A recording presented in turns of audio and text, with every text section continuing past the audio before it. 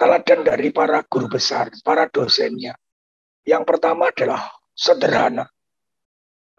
Profesor Djoko Pradopo, Prof. Faruk, Prof. Hamama, terutama Prof. Pradopo, itu naik sepeda motor Yamaha, kemudian ninting tas kresek, dibuntel dan diikat rafia, bawanya buku karya beliau. Itu luar biasa. Padahal juga saya lihat banyak juga ya orang-orang yang menjabat menjadi di pemerintahan di Jakarta waktu itu, dirjen-dirjen, ketika kembali ke kampus sama seperti sifatnya ketika mahasiswa di kampus, sangat cair dengan adik-adik kelasnya, gak ada jurang gitu. Itu kesederhanaan dan kejujuran itu yang luar biasa.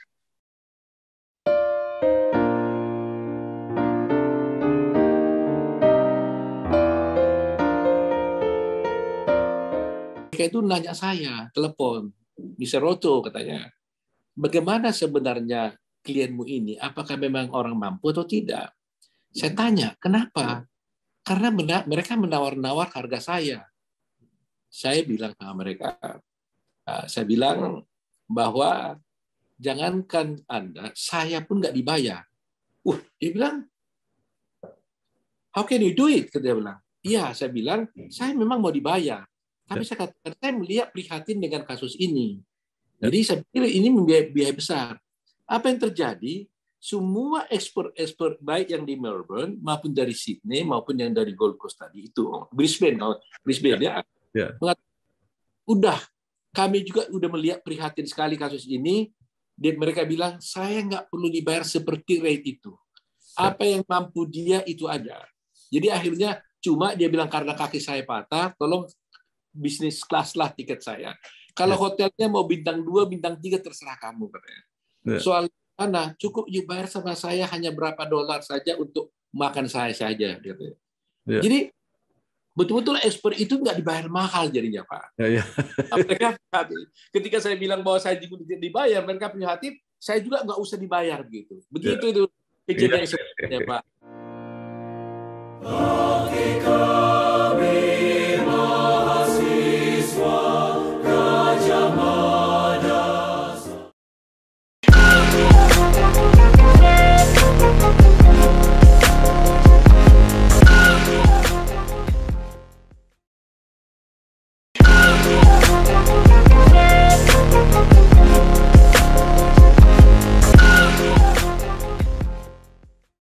Assalamualaikum warahmatullahi wabarakatuh. Waalaikumsalam warahmatullahi wabarakatuh. Bersama saya Bambang Sadurno di channel Inspirasi untuk Bangsa. Mudah-mudahan kanal ini bisa selalu memberi inspirasi, motivasi, edukasi, informasi, dan syukur bisa membantu mencari solusi. Kami sedang mempersiapkan beberapa video untuk ikut memeriahkan, mengayuh bahagia, dan memberi makna 72 tahun Universitas Gadjah Mada. Universitas yang sudah sangat dikenal reputasinya, sudah sangat banyak alumninya yang mengabdi di berbagai bidang dan di banyak tempat. Saya sekarang sudah bersama dengan Profesor Dr. RM Teguh Supriyanto, M.Hum. Beliau adalah dosen Universitas Negeri Semarang. Apa kabar, Prof? Baik, alhamdulillah Pak Bambang, Dr. Bambang. Gimana kabarnya? Ya, sehat-sehat. Kayak gini kegiatannya saben hari wawancara. Nah, Prof, mungkin bisa diceritakan ketika penjenengan mulai jadi mahasiswa. Penjenengan ini mahasiswa hanya S3-nya yang di Gadjah Mada atau sebelumnya juga sudah di Gadjah Mada, kemudian merintis karir di Universitas Negeri Semarang sampai sekarang menjadi guru besar. Monggo, Prof, silakan, Prof. Saya cerita mulai dari kampung ya, Dok. Jadi di kampung saya waktu saya masih SD ya, di kampung saya Kalimendong, tepatnya Banjarnegara di Kalimendong itu banyak keluarga dari bapak dan kemudian dari teman-teman masih saudara-saudara itu banyak kuliah di Gadjah Mada dan ada di UI dan ITB. Jadi Gadjah Mada menjadi sangat dikenal oleh teman-teman, oleh saya pada saat SD waktu itu. Tetapi lambat laun itu menjadi melekat di hati itu. Namun ada dua dua tujuan sebenarnya. Pertama ke Solo atau ke Jogja, itu di Gajah Mada. Setahu saya dulu Gajah Mada ya masih di Solo. Artinya ternyata Gajah Mada itu ada di Jogja, begitu di kampus itu. Waktu SD loh. Begitu saya tamat, kemudian kemudian buni saya ternyata ngajar di Solo, terus ngajak saya ke Solo. Akhirnya saya masuk dan terdaftar di Universitas 11 Maret Surakarta S1. Tetapi ketika saya S1 pun saya sering bersambang ke Gajah Mada karena banyak teman dan banyak dosen-dosen. Dosen saya di FIB itu kebanyakan dari Gajah Mada juga. Sehingga referensi-referensi itu banyak diperoleh di kampus Bulak Sumur itu. Dari situ. Sehingga ketika saya menjadi dosen diterima di IKIP Semarang waktu itu, saya bercita-cita daripada bolak-balik aku ke Gajah Mada, ya saya sekarang terjun untuk ambil S2 dan S3 di situ gitu loh Pak. Iya, jadi saya alumni S2 dan S3 dari Gajah Mada. Begitu.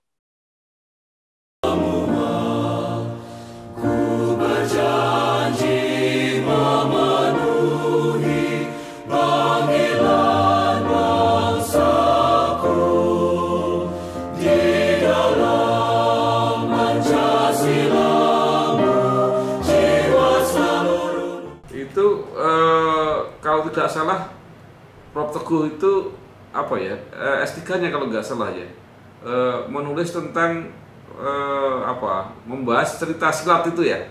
Oh iya betul. Jadi waktu itu kan sambil ngobrol, Gajah Mada itu luar biasa mendidik saya, mengajarkan saya untuk hidup ya seperti dosen saya, promotor saya itu. Kalau ngobrol itu pasti di kantin. Kantin yang bakbo-bakbo gitu loh. Artinya kantin yang tidak begitu mewah. Kantin di sebelah Fakultas Ilmu Budaya dan Psikologi. Di depannya itu ada Fakultas Sospol ya. Jadi di sana berkumpul teman-teman dari berbagai jurusan. Nah, kebetulan waktu itu Prof. Faruk itu waktu itu ngajak ngobrol tentang cerita silat. Nah, saya jadi teringat loh, Prof, saya juga mau garap cerita silat gitu loh. Apa gitu loh. Tadinya saya komik. Tetapi ngapain cerita tentang komik? Cerita yang komik yang lain. Jawa misalnya. Waduh, saya jadi tertantang itu. Sehingga seminggu kemudian saya pulang, saya mikir. Api di Bukit Menoreh itu menarik. Akhirnya, iya. Terus saya akhirnya ngadep lagi. Seminggu kemudian ngadep Mas Faruk, bagaimana kalau berbicara tentang api di Bukit Menoreh saya teliti. Terlalu panjang itu, nggak rampung-rampung. Ini aja yang lain, misalkan Nogososro Rabu Inten. Aku ditantang. Apa yang bisa menimbulkan saya menjadi tergelitik? Ternyata ketika saya mengikuti Nogososro Rabu Inten, situasi cerita itu persis sama dengan situasi kondisi Indonesia pada saat itu.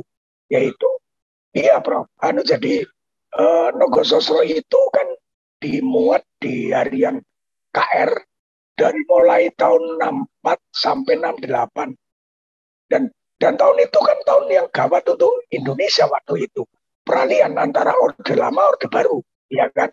Ternyata mirip. Loh, cerita itu juga mirip cerita tentang peralihan antara Demak ke Pajang. Kemudian intrik-intriknya juga sama. Permainan intrik politik kalau di cerita itu adalah rebutan waris ya antara aliran Porowali, kemudian aliran Sekarsito Lepen, kemudian Trenggono, kemudian aliran-aliran Hindu, Buddha, macam-macam bercampur jadi satu. Loh, kok sama ya dengan kasus yang ada di Indonesia waktu itu? Ada NU, ada Masumi, ada nasionalis, ya toh, dan berbagai macam itu. Ternyata kapitalisme masuk. Wah, ini kok bodoh ya. Artinya latar belakang itulah yang menjadi latar belakang penelitian saya di awal itu. Ternyata di ACC sehingga sampai selesai gitu loh, Dok.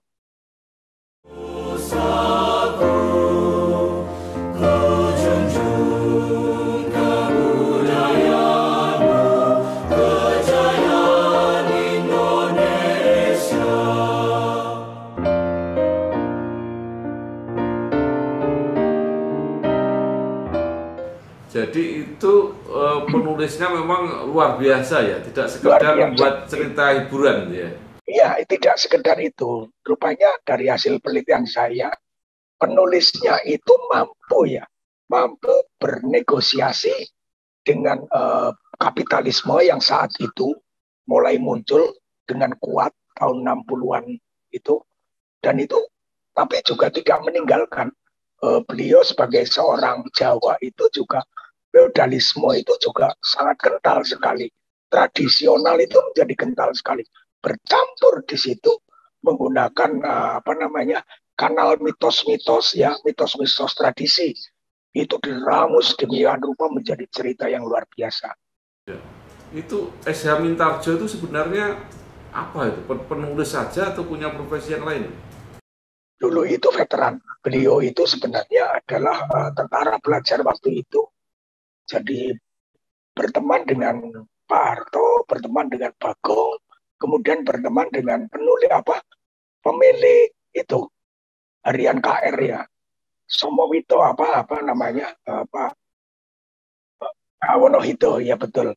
Nah, itu teman-teman, jadi artinya pertemanan itu sampai sampai luar biasa, sehingga tidak peduli ketika Pak Harto jadi presiden itu tidak ada pengaruh terhadap kekentalan dan keakraban mereka itu, meskipun mereka yang di desa itu masih sederhana, hidupnya pas-pasan, tetapi luar biasa, nggak mau minta-minta proyek dan sebagainya seperti zaman sekarang kan banyak gitu lah.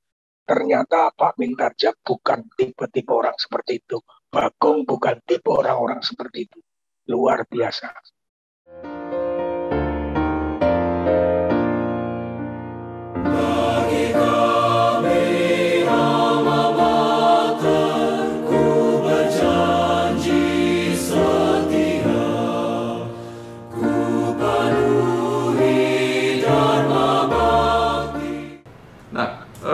Kalau nggak salah ya, ada Rogoso Surabu Inten, kemudian ada Api di Bukit Menoreh, ada Pelangi di Langit Singosari, apalagi Pak? Banyak sekali ternyata, Suramnya Bayang-Bayang, kemudian banyak sekali. Ternyata ada 122 karangan, termasuk di dalamnya ada karangan-karangan tentang drama tradisional. Untuk Ketoprak Sayembara itu dulu kan masih terkenal. Iya, kemudian cerita-cerita pendek, kemudian terutama yang paling banyak itu adalah cerita bersambung. Iya, banyak sekali. Pak Teguh, kalau melihat pasarnya gitu kan, itu kan akhirnya juga difilmkan ya. Berarti kan cukup kuat. Tapi kenapa sekarang nggak bisa lahir lagi ya penulis-penulis yang semacam itu?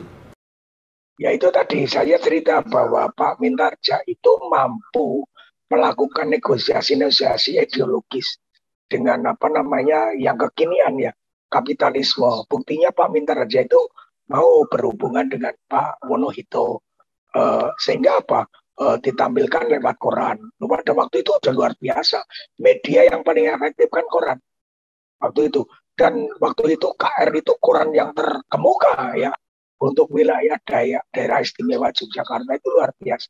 Nah, yang seperti itu yang sekarang tidak ditemukan oleh para penulis-penulis baru. Penulis-penulis dulu itu, Pak Mintarja itu tidak hanya mampu untuk bernegosiasi dengan ideologi yang kekinian, tapi ternyata roh dari masyarakat itu yang masih kental sekali dengan mitos-mitos tradisi, itu mampu diremas, mampu ditekuk, dibuat ulang, kemudian menjadi produk cerita-cerita yang oleh Pak Mintarja itu menjadi cerita bersambung. Andaikan para penulis sekarang itu mampu untuk mampu memahami mitos-mitos kekinian ke milenial ya, luar biasa, barangkali menjadi bacaan yang bacaan milenial, karena roh dari selera masyarakat kekinian itu menjadi bagus. Karena Pak Mintarja waktu itu mampu mengikat selera masyarakat pada waktu itu, gitu loh. Jadi mitosnya sekarang udah berganti.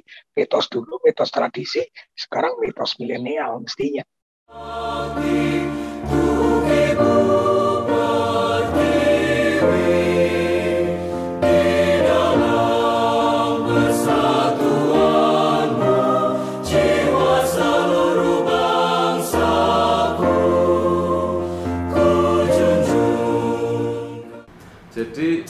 cerita-cerita bersambung saat itu saya masih ingat ya, saya masih kecil.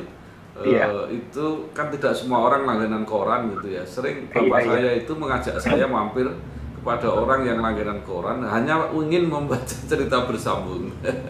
Dan itu terus ditunggu-tunggu gitu loh. Ditunggu. Iya. Kemudian iya. Iya, kemudian juga bukunya itu juga ditunggu itu setiap. Betul. Jadi pagi-pagi kalau saya itu biasanya di depan KR baca tiap hari itu, terus sebulan berikutnya juga nunggu karena terbit tiap bulan bukunya itu. Sampai di Peterongan juga ada toko pojok itu.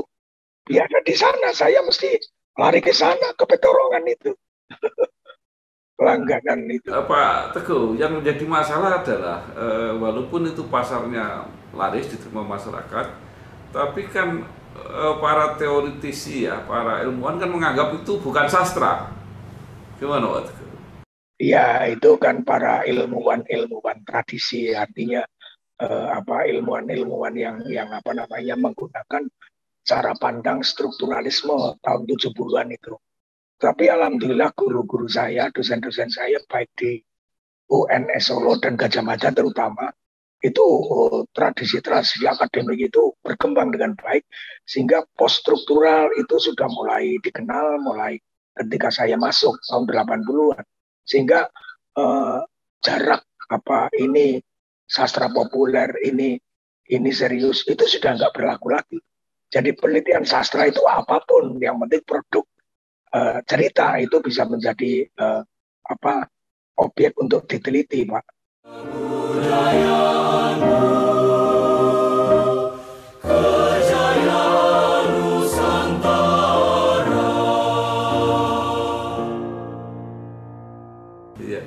Padahal kalau melihat bahasanya juga bagus sekali, komunikatif sekali. Ya betul. Kalau tradisi struktural itu kan bahasa yang edibeni, bahasa yang indah. Tetapi kadang-kadang menyulitkan pembaca, sehingga itu kan sastra-sastra yang dalam tanda petik dalam tradisi struktural dianggap serius, itu malah justru nggak begitu banyak dibaca.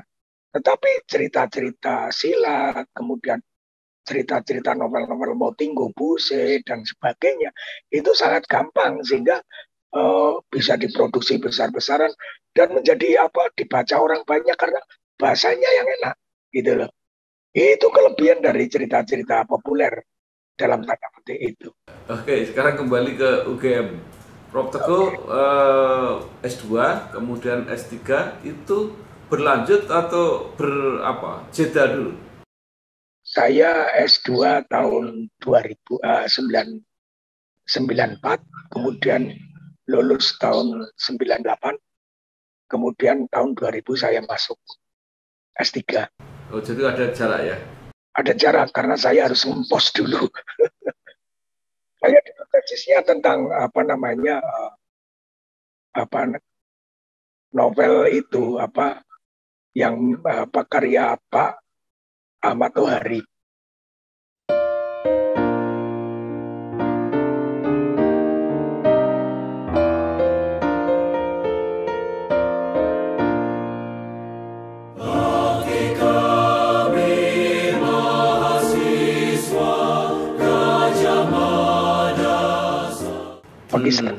Pegisar merah.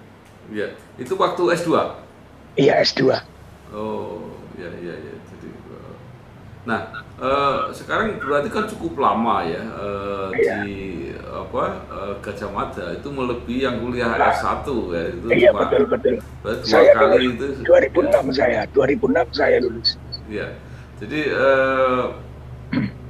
menurut Pak Teguh apa sebenarnya selain nama besar itu konten atau nilai-nilai Gajah Mada yang dibekalkan kepada para alumninya itu?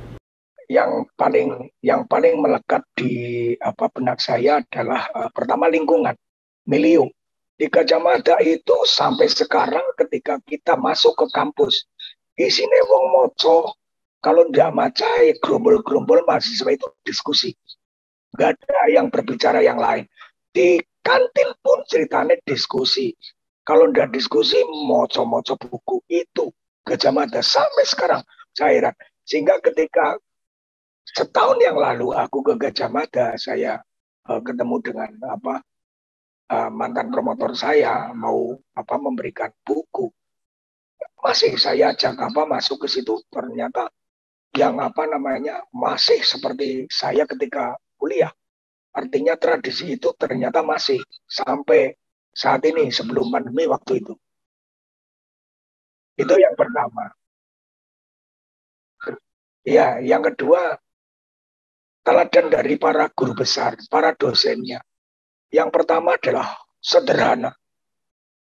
Profesor Joko Pradopo, Prof. Faruk, Prof. Mama, terutama Prof. Pradopo, itu naik sepeda motor Yamaha, kemudian ninting tas kresek, dibuntel dan diikat rafia, bawanya buku karya beliau. Itu luar biasa.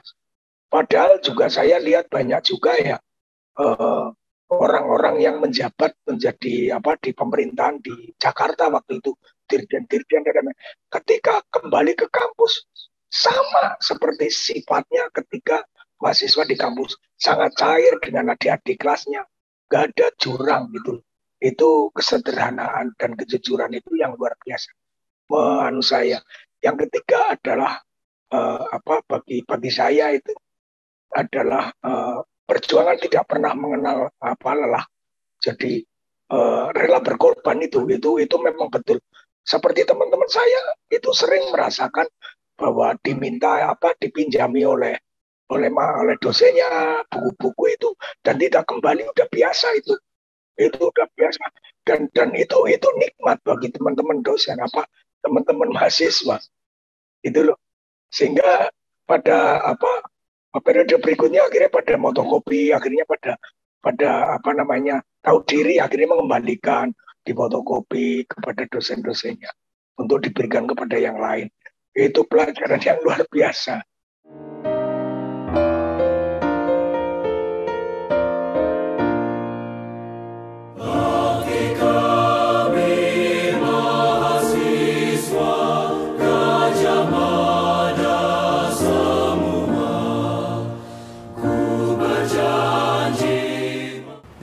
Nah, sekarang nama besar UGM, apakah sebagai lulusan UGM itu merasa dimudahkan kalau kemana-mana gitu ya, di dalam pekerjaan dan sebagainya? Itu hanya cerita sebenarnya itu hanya rumor ya. Tapi sebenarnya ya karena kebetulan alumni Gajah Mada memang ada di mana-mana. Ketika saling bertegur sapa kan wajar. Ketika sapa lo wajar wong itu. Lo kayak alumni di tahun biru ya. Benar ya wes aku iki ya wes tak dongake. Ya sewajar kan. Iya. Apa itu istilahnya dimudahkan, saya pikir ya karena pertemanan saja itu loh. Wajar. Ya. Baik Prof, terakhir mungkin ada saran dan harapan ya yang perlu disampaikan baik kepada alma mater ya, mungkin ada apa yang Pak Teguh ingin sampaikan, kemudian juga para mereka yang sedang menjadi mahasiswa atau para alumni baru gitu ya, pengalaman sebagai alumni Gajah Mada ini di lapangan kerja seperti apa, di masyarakat seperti apa gitu, silahkan Pak. Baik, menurut saya tradisi di Gajah Mada itu sebaiknya tetap dipertahankan. Yang pertama, tradisi kejujuran dan kesederhanaan.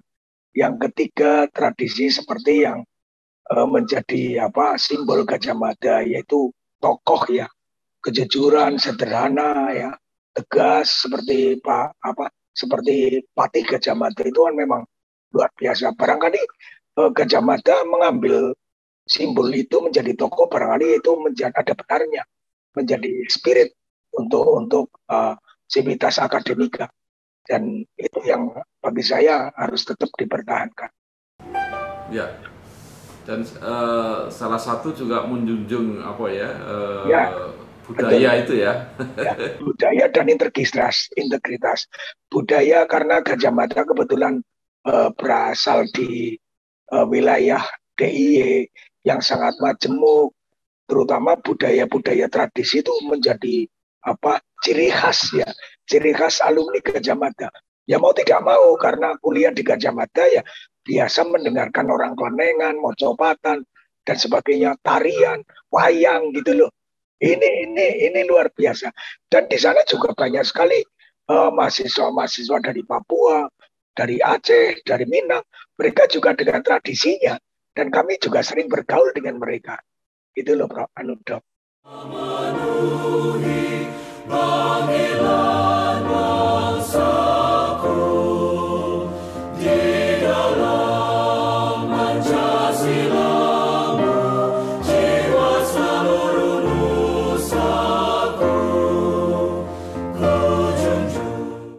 Baik, terima kasih sekali Profesor Dr. R.M. Teguh Supriyanto, M.Hum, Guru Besar di Universitas Negeri Semarang, sudah menceritakan pengalamannya kuliah di UGM. Mudah-mudahan berguna untuk kita semua. Terima kasih, Prof. Sukses. Matur nuwun. Wassalamualaikum warahmatullahi wabarakatuh. Waalaikumsalam warahmatullahi wabarakatuh. Sukses selalu, Dok. Matur nuwun nggih. Salam sehat.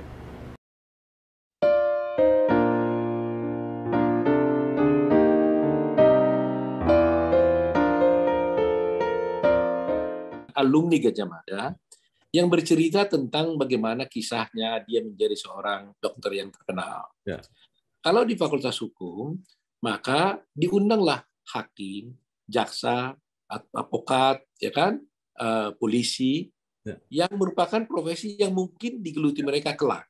Ya. Sehingga dari awal mereka sudah tahu apa yang sebenarnya yang mereka inginkan. Dan di akhir perkuliahannya, juga ini mereka tokoh-tokoh ini diundang. Sehingga ketika dia mau masuk ke profesi baru, dia kan mengetahui apakah betul saya cocok menjadi lawyer, cocokkah jadi hakim, cocok jadi polisi. Nah, itu tidak bisa dilihat hanya dari buku. Harus ada orang yang telling the story. Bercerita tentang kehidupan advokat, kehidupan polisi, dan sebagainya, langsung kepada mahasiswa. Jadi dengan mengetahui itu, maka dia akan bisa memilih profesi yang tepat buat dia.